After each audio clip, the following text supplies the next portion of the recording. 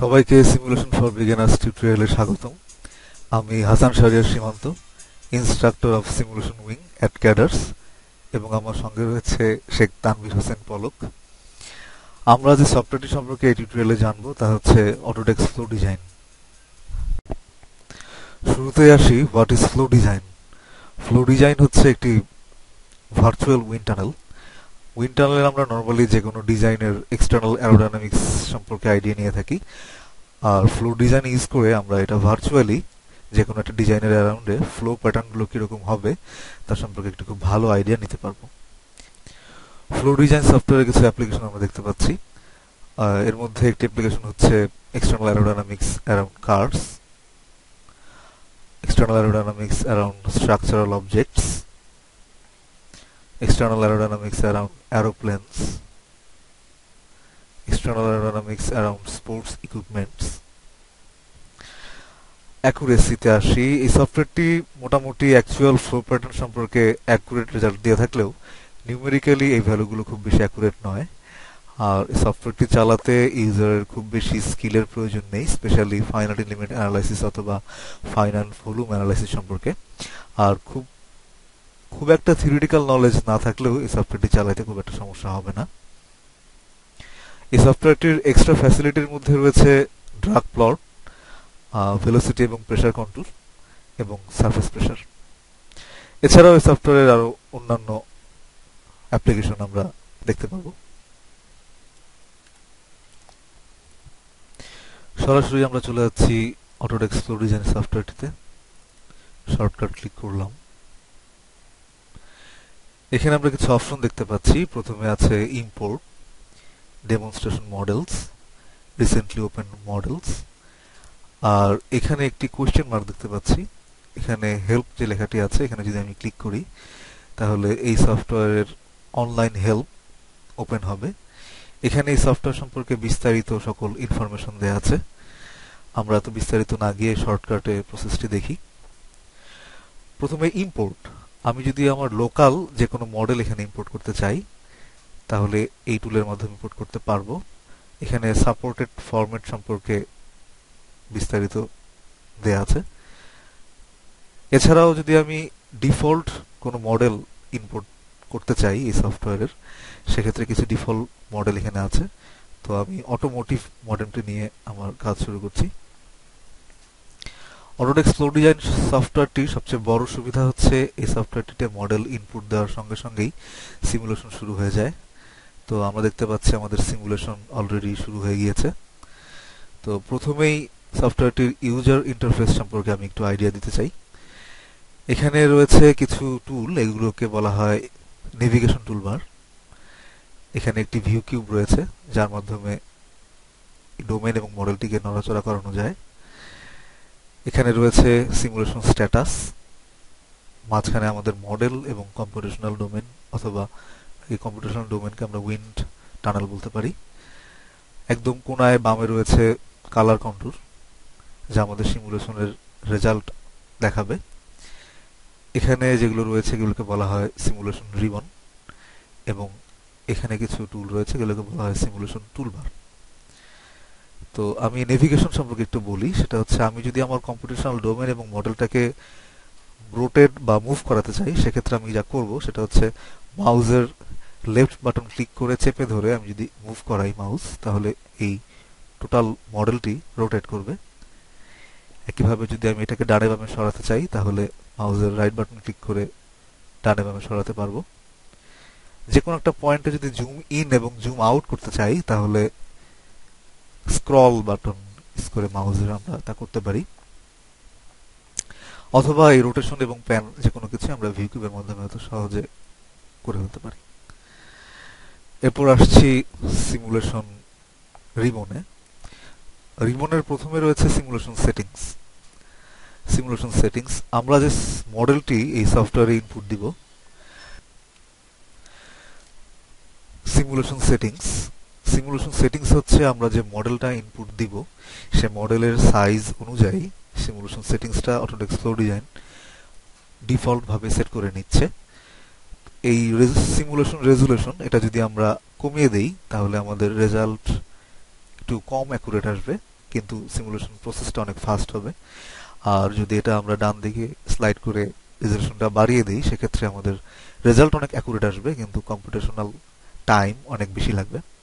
আমি অনেক fast simulation করার জন্য সিমুলেশন রেজলিউশনটা একটু কমিয়ে নিচ্ছি।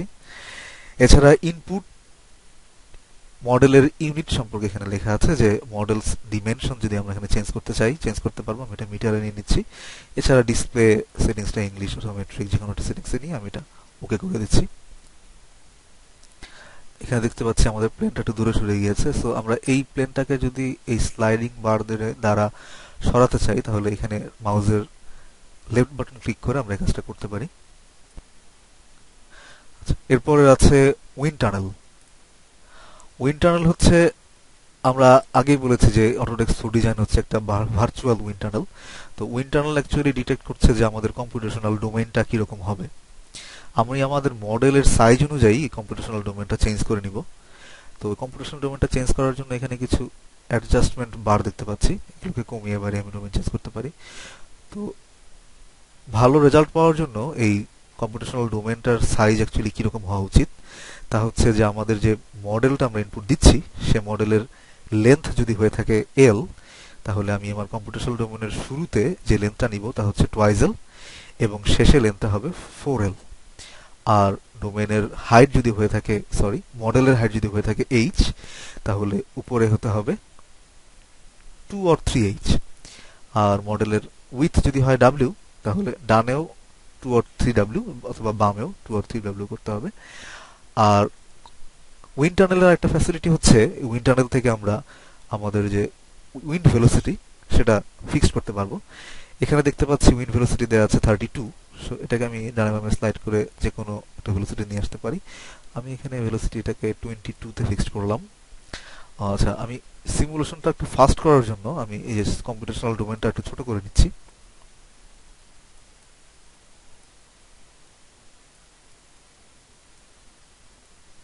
এভাবে সব দিক থেকে আমরা ডোমেইনটাকে ছোট বা বড় করতে পারি।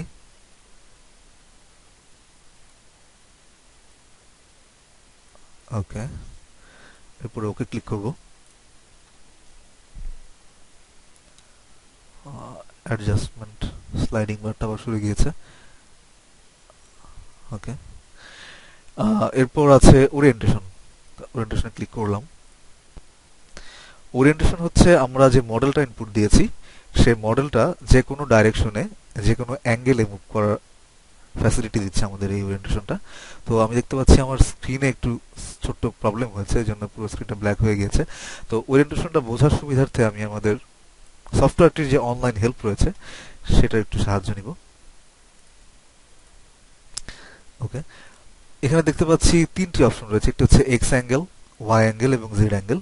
এক্স অ্যাঙ্গেলের অ্যাঙ্গেলটি যদি আমি ডানে বামে স্লাইড করি, তাহলে এই মডেলটা এক্স ডাইরেকশনে রোটেট করবে। সিমিলারলি এটা ওয়াই এবং জেড ডাইরেকশনে আমি রোটেট করাতে পারবো। এরপর যাব আমরা একটু সিমুলেশন টুলবারে। সিমুলেশন টুলবারের প্রথমে পাচ্ছি ফাইল, এখানে আছে import, save image, save video, export, exit. Import হচ্ছে একটা প্রসেস যেখানে আমরা জিওমেট্রি ইনপুট দিতে পারি। সেভ ইমেজ এবং সেভ ভিডিও হচ্ছে সিমুলেশন শেষ করার পরে সিমুলেশন রেজাল্টটা সেভ করা, ভিজুয়ালাইজ করার জন্য ইমেজ এবং ভিডিও আকারে সেভ করা। অথবা আমরা যে টোটাল সিমুলেশনটা প্রসেস চালিয়েছি তা যদি অন্য কোনো সফটওয়্যারে ইনপুট দিতে চাই বা পোস্ট প্রসেসিং কোনো কাজ করতে চাই, তাহলে এক্সপোর্টের মাধ্যমে একটা ফরম্যাটে আমরা এটা এক্সপোর্ট করতে পারি। এখানে রয়েছে লাইটিং মোড, এখানে আমাদের সিমুলেশন রেজাল্টের লাইটিংটা এখান থেকে সেটিং করা যায়। এটা হচ্ছে কালার স্কিম। কালার স্কিমের মাধ্যমে আমরা যে সিমুলেশন রেজাল্ট দেখতে পাচ্ছি তা ভেরিয়াস ওয়েতে দেখা যাচ্ছে। তো কালার স্কিমটা আমরা একটু চেঞ্জ করে দেখি। বিভিন্ন ওয়েতে দেখতে পাচ্ছি। আমি স্ট্যান্ডার্ড মোডে সেট করলাম। স্ট্যান্ডার্ড মোডে কালার স্কিম অ্যাকচুয়ালি কি ডিফাইন করছে? এটা অ্যাকচুয়ালি আমাদের সিমুলেশন রেজাল্ট ডিফাইন করছে। লাইক আমরা এখানে দেখতে পাচ্ছি তিনটা কালার মেইনলি, তা হচ্ছে রেড, এই জোনে রেড, এই জোনটা হচ্ছে ব্লু, সরি হ্যাঁ ব্লু, এখানেও ব্লু, এটা হচ্ছে কিছুটা গ্রিন। তো এখানে রেড জোন ডিফাইন করছে যে এই কালার কন্টুরের রেড এখানে আছে 40, তার মানে এখানকার রেড জোনটা actually 40 feet per second velocity define করছে। এখানে ব্লু এবং হালকা ব্লু, লাইট ব্লু যেগুলো ডিফাইন করছে তা হচ্ছে যে এটা হয় 0 অথবা 0-র কাছাকাছি। আর এইখানে গ্রিন কালারটা ডিফাইন করছে এটা around 20 to 28 foot per second velocity. এরপর চলে যাচ্ছে আমাদের, অ্যাকচুয়ালি আমরা যে রেজাল্টটা তখন দেখছিলাম তা হচ্ছে ভেলোসিটি রেজাল্ট। ও সেম রেজাল্টটা আমরা প্রেসারে দেখতে পারবো। যদি প্রেসারে দেখি তাহলে আমাদের সিমুলেশন রেজাল্টটা এরকম আসবে, যা থেকে বুঝতে পারছি যে আমাদের একদম মডেলের শুরুতে যে স্ট্যাগনেশন পয়েন্ট সেখানে প্রেসার রয়েছে 0.126 ইন H2, দ্যাট মিন্স পানির হাইটের মাধ্যমে সেটা দেখতে পাচ্ছি। আর এরপর আমরা চলে যাচ্ছি ড্রাগ প্লটে।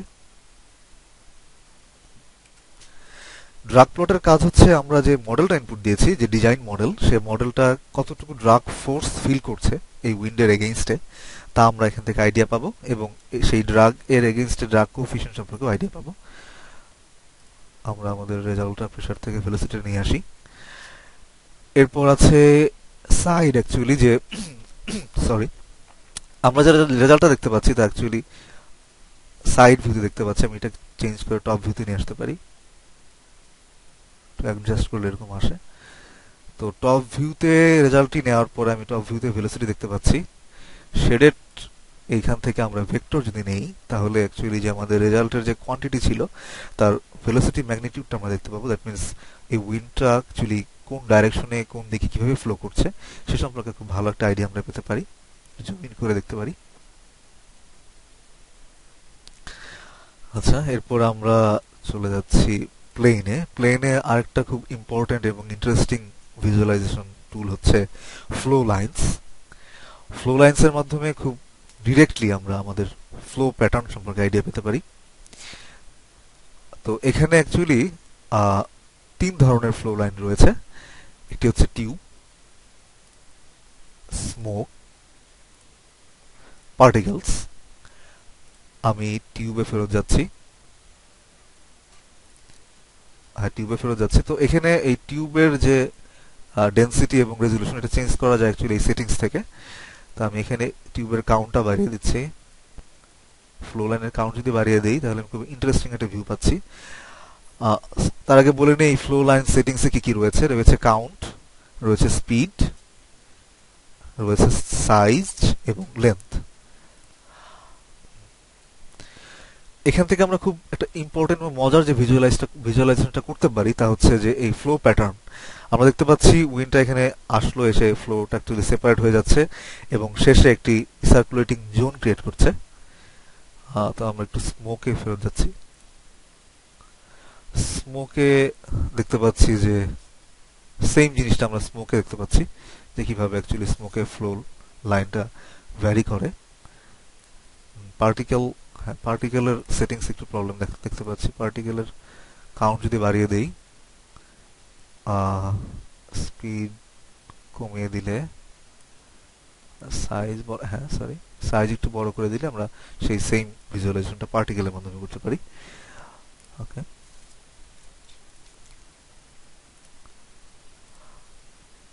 আমি লাইনে ফেরত যাচ্ছি। তো এতক্ষণ আমরা যে রেজাল্টগুলো দেখছিলাম সেই সবগুলোই ছিল অ্যাকচুয়ালি 2D প্লেনে করা। তো 2D সিমুলেশন আমরা কখন করি? যখন আমাদের সিমুলেশনটা অনেক ফাস্ট প্রয়োজন এবং অনেকটা কনসেপচুয়াল সিমুলেশনের জন্য 2D করে থাকি। আমরা যদি ফাস্ট না, যদি অ্যাকুরেট এবং আরো ডিটেইল সিমুলেশন করতে চাই সেক্ষেত্রে আমাদের অবশ্যই 2D ডিজাইনে সুইচ করতে হবে। তো আমি এখন 3D ডিজাইনে সুইচ করতে হবে। তো আমি যদি এখন 3D ডিজাইনে সুইচ করি, সময় নেবে 3D ডিজাইন সুইচ করতে।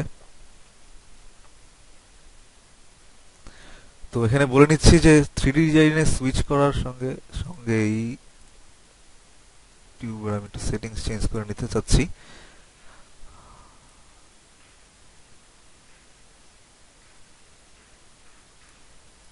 ওকে, 3D তে সুইচ করার সঙ্গে সঙ্গে আমি যেটা এক্সট্রা ফ্যাসিলিটি পাবো তা হচ্ছে সারফেস প্রেসার। সারফেস প্রেসার যদি আমি ক্লিক করি তো দেখতে পাচ্ছি যে আমাদের সিমুলেশন ডোমেইন না, অ্যাকচুয়ালি সিমুলেশন মডেলের যে সারফেসটা রয়েছে তার গায়ে বিভিন্ন কালার ক্রিয়েট হয়ে গিয়েছে। তো এই কালারটা অ্যাকচুয়ালি কি মিন করছে? কালারটা মিন করছে এই সারফেসে কি ধরনের প্রেসার কাজ করছে সেই প্রেসারটা আমরা এখান থেকে পাবো। এবং সেই প্রেসারের মানটা আমরা এখানে দেখতে পাচ্ছি যে 0.076। আর 3D ভিউ এর আরেকটা মজার কাজ হচ্ছে, সে প্রেসার থেকে আমি এখানে ভেলোসিটিতে আছি, হ্যাঁ ভেলোসিটিতে রয়েছে। তো আরেকটা মজার কাজ হচ্ছে যে ফ্লো লাইনস এখানে পাবো যে আইসো সারফেস। আইসো সারফেসে যে মজার জিনিসটা দেখতে পাবো যে আইসো সারফেস কি অ্যাকচুয়ালি। আইসো সারফেস হচ্ছে যে আমি যে ভ্যালুটা এখানে দিচ্ছি ফুট পার সেকেন্ড, এই ভ্যালুর ভেলোসিটি গুলো আমার টোটাল কম্পিউটেশনাল ডোমেনের কোথায় কোথায় রয়েছে তা আমি ভিজুয়ালাইজ করতে পারি আইসো সারফেস দিয়ে। যেমন এখানে দেখা যাচ্ছে 17, এটা যদি আমি একটু বাড়িয়ে দেই লাইক 26, দ্যাট মিন্স 26 ভেলোসিটি এই টোটাল ডোমেইনের কোথায় কোথায় রয়েছে তা আমরা এখান থেকে আইডিয়া করতে পারি। আমি যদি এটা ঘুরিয়ে দেখি দেখতে পাবো যে টপ এবং বটম এই পজিশনগুলোতে অ্যাকচুয়ালি 26 ফুট পার সেকেন্ড ভেলোসিটিটা রয়েছে। আর আইসো সারফেস সেটিংসে বাকি দুটো অপশন রয়েছে, একটি হচ্ছে ওপাসিটি আর একটা হচ্ছে বাউন্ডারি। তো ওপাসিটি হচ্ছে, এটা ভিজুয়ালাইজ করার জন্য আমাদের কিছু ভেলোসিটি প্রয়োজন। ওপাসিটি হচ্ছে আমাদের যে আইসো সারফেসে যে ভিজুয়ালাইজেশন আমরা টুল পেলাম যে বিভিন্ন ডাইমেনশনে বিভিন্ন জায়গায় যে ভেলোসিটিটা রয়েছে তার ট্রান্সপারেন্সি। আমি যদি ওপাসিটি কমিয়ে দিই তাহলে আমি আরো ট্রান্সপারেন্ট জিনিসটা দেখতে পাবো।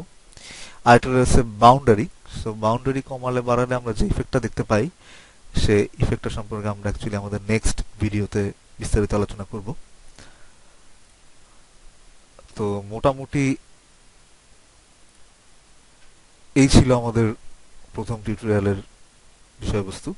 এই টিউটোরিয়াল সম্পর্কে আমরা টোটাল প্রসেস সম্পর্কে জানতে পারলাম ফ্লো ডিজাইনের। আর আমাদের নেক্সট ভিডিওতে আমরা আরো বিস্তারিত এই বিষয়গুলো আলোচনা করব। ধন্যবাদ সবাইকে।